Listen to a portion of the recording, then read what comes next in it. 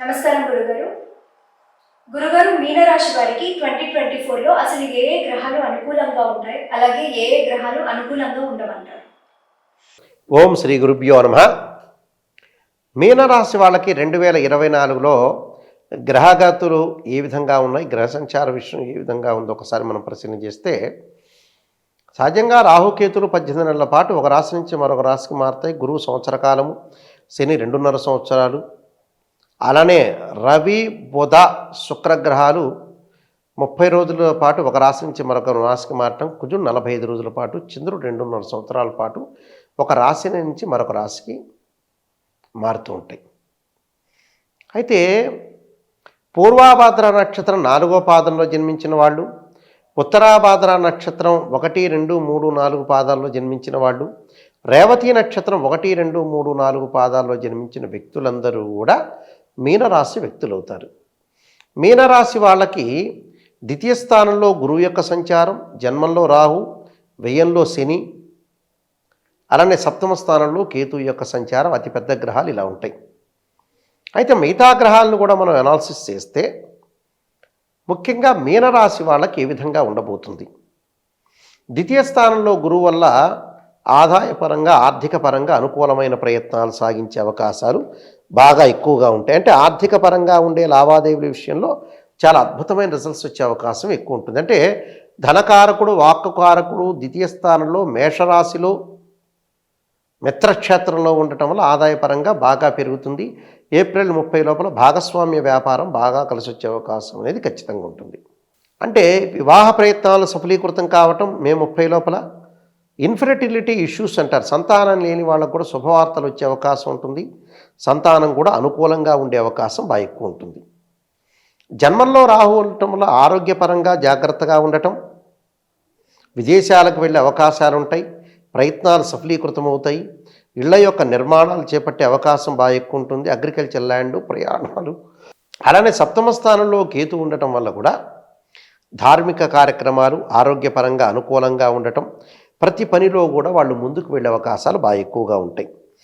కొన్ని ఆశాజనకమైన విషయాలు, అవకాశాలు, కొన్ని విషయాలు ఆర్థిక పరంగా కుటుంబ పరంగా కూడా ఎక్కువగా ఉంటాయి. అంటే ప్రతి వాళ్ళతోటి కలిసిపోవటం, బంధువులతోటి సఖ్యతగా ఉండటం, అలానే ఆరోగ్యపరంగా లౌకిక తత్వంగా కొన్ని పెనుమార్పులు సంభవించే అవకాశం అనేది ఎక్కువ ఉంటుంది. అయితే కుటుంబ జీవితం, వైవాహిక జీవితం, ప్రేమ జీవితం, విద్య కార్యక్రమాలు, ఉద్యోగ వ్యాపారం సహా అన్నీ కూడా అనుకూలంగా ఉండే అవకాశం ఉంటుంది. సంతానం ద్వారా శుభవార్తలు, ఆస్తి సమాచారం, ఆరోగ్యపరంగా కూడా కొంత అనుకూలమైన ప్రయత్నాలు ఉంటాయి. కొంతమంది ముఖ్యమైన వ్యక్తులతోటి కలిసే అవకాశం ఎక్కువగా ఉంటుంది. మీరు ఆర్థిక పరంగా లావాదేవీలు అనుకూలంగా ఉంటారు. కొన్ని ప్రయత్నాలు జీవితంలో ఏదైతే చేయాల్సిన విషయాలన్నీ కూడా బ్రేక్ అయినాయో 2024లో కంప్లీట్ చేసే అవకాశాలనే ఉంటాయి. అదొకటి. అయితే ఇక్కడ వ్యయస్థానంలో శని ఉన్నాడు కదా, చాలామంది భయభ్రాంతులు చెందుతుంటారు. అలా అవసరం లేదు. మన జన్మజాతకంలో ఏదైతే బర్త్ చార్ట్లో శని బాగున్నాడో ఇక్కడ ఎల్నాటి శని యొక్క ప్రభావం కూడా తగ్గే అవకాశం అనేది ఉంటుంది.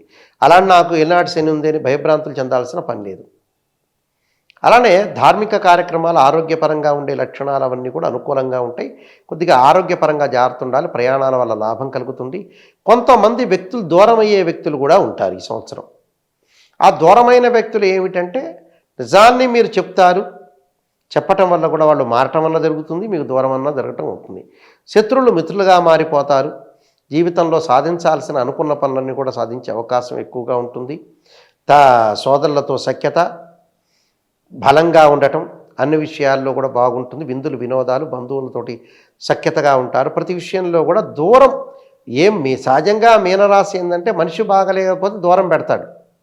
మీనరాశి యొక్క లక్షణం సహజంగా అంటే ఓపెన్ హార్ట్గా ఉండటం ఎక్కువ మంది చేస్తుంటారు. అంటే రాజకీయ చతురత కూడా వీళ్ళ దగ్గర ఉంటుంది కాబట్టి రాజకీయంగా ఎవరు బాగలేదో వాళ్ళని దూరంగా పెట్టడం అనేది ఖాయంగా జరుగుతుంది వీళ్ళకి. ఆ మనస్తత్వాన్ని గ్రహించగల శక్తివంతులు వీళ్ళు. అందువల్ల విదేశాలకు విద్య చదివే అవకాశం ఉంటుంది. అయితే ఈ అకాడమిక్ ఇయర్ వరకు కూడా విద్యార్థులు చాలా బాగుంటుంది, తర్వాత రోజుల్లో కూడా బాగుంటుంది. అంటే విద్యార్థులకు ఎలాంటి ప్రాబ్లం లేదు. స్త్రీలలో కొన్ని మార్పులు జరుగుతాయి. గతంలో ఏదనుకున్నా చేయాల్సిన పనులన్నీ కూడా ఆ పనులన్నీ కూడా చేసే అవకాశాలు బాగా ఎక్కువగా ఉంటాయి. ప్రతి పనిలో కూడా విజయం సాధించే అవకాశం. ఆరోగ్యపరంగా కొంత జాగ్రత్త ఉండి ఎక్కడ తగ్గాలో అక్కడ నగ్గాలో కొద్దిగా జాగ్రత్త వహించి ముందుకు వెళితే వీళ్ళకి జీవితంలో అన్నీ కూడా సఫలీకృతమయ్యే అవకాశం బాగా ఎక్కువగా ఉంటుంది. కాబట్టి కొన్ని ప్రత్యేకంగా పరిహారాలు చేసుకోవాలి, ముందుకు వెళ్ళాలి. అండ్ రియల్ ఎస్టేట్ రంగం వాళ్ళకి కానీ, ఆధ్యాత్మిక పరంగా కానీ, ఆధ్యాత్మిక పూజా స్టోర్ల వాళ్ళకి కానీ, హోటల్స్ కానీ, రెస్టారెంట్స్ కానీ, అలానే చిన్న చిన్న చిరు వ్యాపారులకు కానీ వీళ్ళందరికీ కూడా అనుకూలమైన ఫలితాలు జరిగే అవకాశం బాగా ఎక్కువ ఉంటుంది. అలానే ఆధ్యాత్మిక వ్యక్తులే కాదు, వృత్తి ఉద్యోగ వ్యాపార రంగం వాళ్ళకు కూడా ప్రమోషన్లు వచ్చే అవకాశం ఉంటుంది. భాగస్వామ్య వ్యాపారం 2024లో వాళ్ళు చేసుకోవచ్చు. నూతన వ్యాపారం పెట్టుబడులు పెట్టుకోవచ్చు. చిరు వ్యాపారులకు కూడా కలిసి వచ్చే అవకాశాలు బాగా ఎక్కువ ఉంటాయి. కాబట్టి ప్రతి పనిలో కూడా వీళ్ళు విజయం సాధించే అవకాశం ఉంటుంది. కొన్ని ప్రత్యేకమైన పరిస్థితుల్లో కొంత బంధువులతోటి, స్నేహితులతోటి చాలా జాగ్రత్త వ్యవహరించి ముందుకు వెళ్తేనే చాలా మంచిది. అంటే ప్రతి పనిలో కూడా విజయం సాధించడానికి కూడా మనం కొన్ని లక్ష్యాలు పెట్టుకోవాలి. జీవితంలో ముందుకు వెళ్ళాల్సిన అవసరాలు కూడా కొన్ని ఉంటాయి. ఆ అవసరాలు ఏంటి? నిజాన్ని తెలుసుకోవటం, ముందుకు వెళ్ళటం. డబ్బు విషయంలో కూడా కొంత పొదుపు చేసుకోండి. ఆరోగ్యాన్ని కూడా కొంత కాపాడుకోండి. ఆరోగ్యం బాగలేదు, ఎలా అయినా సరే డబ్బు సంపాదించాలనే పాయింట్కి వెళ్లకుండా శరీరంలో రుగ్మతలను కూడా ఏర్పడే అవకాశాలు ఉంటాయి. కాబట్టి ఓం నమః శివాయ పంచాక్షరి చేసుకోవటం ఒకటి.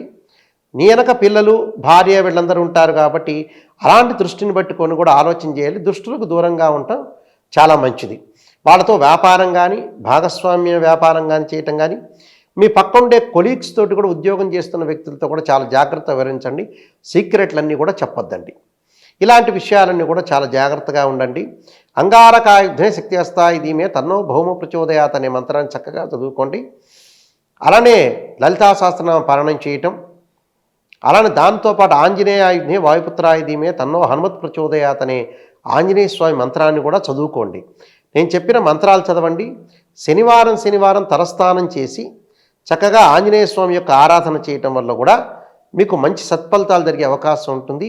వీలైతే నువ్వుల నూనెతోటి పరమేశ్వరుడికి అభిషేకం చేయండి. నల్లని ద్రాక్షారసంతో శనికి అభిషేకం చేయటం వల్ల కూడా మీకు సత్ఫలితాలు జరిగే అవకాశం ఖచ్చితంగా ఉంటాయి. ఇవన్నీ కూడా నేను చెప్పినవన్నీ కూడా నియమాలన్నీ కూడా పాటించండి. సత్ఫలితాలు జరిగే అవకాశం ఖచ్చితంగా ఉంటుంది.